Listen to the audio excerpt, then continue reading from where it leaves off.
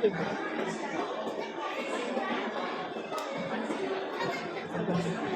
guys! For today's video, pang ikawalong simbang gabi na tayo. So, isa na lang, tapos na yung ating 9 days of simbang gabi.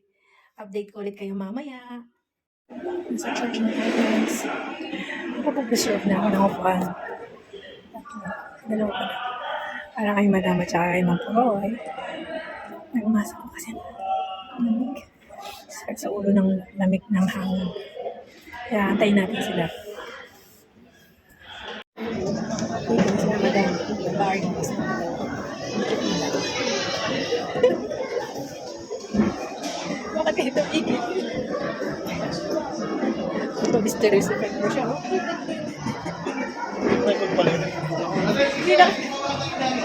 Hindi na kayo sa akin. Sila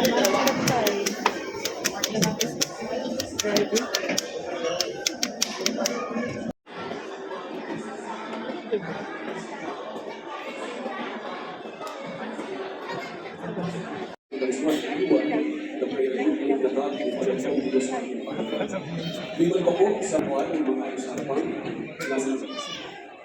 pasalamat sa isang taong Panginoon na aming pinagkaloob sa Panginoon sa ating simbahan. Ngayong gabi ay naghanda kami ng ilang pininawitin para sa inyo. Bagamat kulang pa rin sa panahon paghanda, hindi po namin magpapaganda upang may pagpulit tayo at pagpasalamat sa Panginoon sa lahat ng biyaya ang kanyang pinagkaloob sa atin.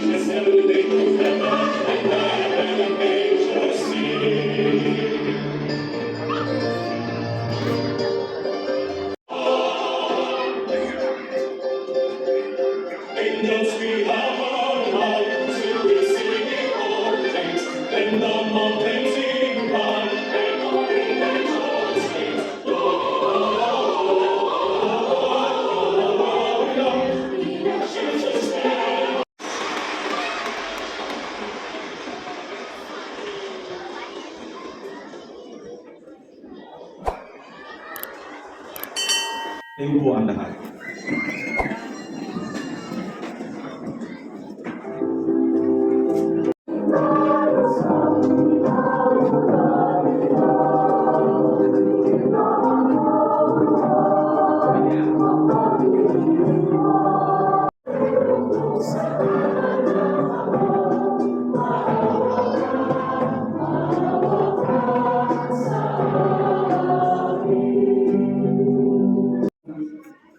Bethlehem Ephrata, bagamat pinakamaliit ka sa mga angkan ni Buda, ay sa iyo magmumula ang isang maghahari sa Israel.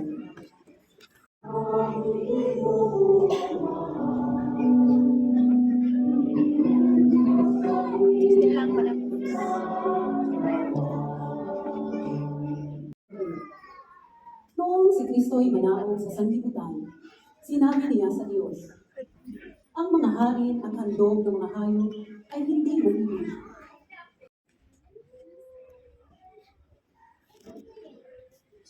At sumayo rin. Ang pagpapahayag ng mabuting balita ng Panginoon ayon kay San Lucas. Papuri sa iyo.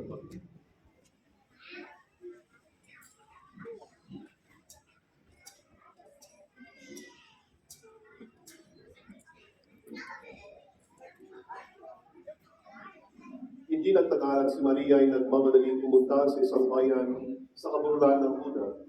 Pagdating sa bahay ni Zacarias, hinatid niya si Elizabeth. Nang marinig ni Elizabeth ang bati ni Maria, nagdagalawang sanggol sa kanyang tiyan. Napuspos sa Espiritu Santo si Elizabeth at buong galak na sinabi, pinagpala ka sa mga babae at pinagpala rin ang dinadala mo sa iyong sinapupunan. Sino ang upang dalawin ng ina ng aking Panginoon? Ipasa siya sa ano, natama. Kaya tayo nalulungkot, no?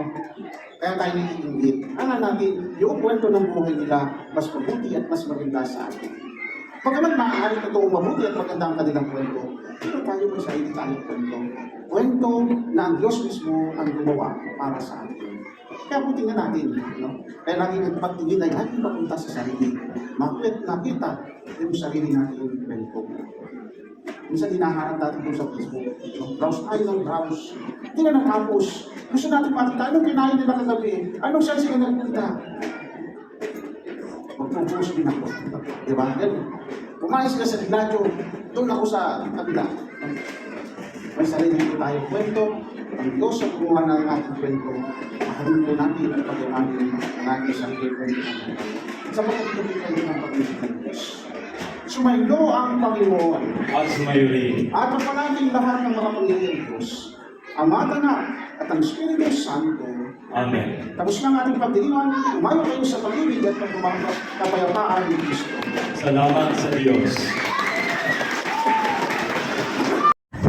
At nasa labas na rin kami. Ngayon, nag-book kami ng Uber kasi hindi namin kaya yung lamig. Sobrang lamig ngayong araw na to. 16 daw ngayon. Ayun. So, sa mga nanood, maraming salamat. Thank you for watching, guys. Don't forget to subscribe, click the bell button, like and share and comment. And I will see you on my next one. Thank you for watching. God bless everyone. Busy sila.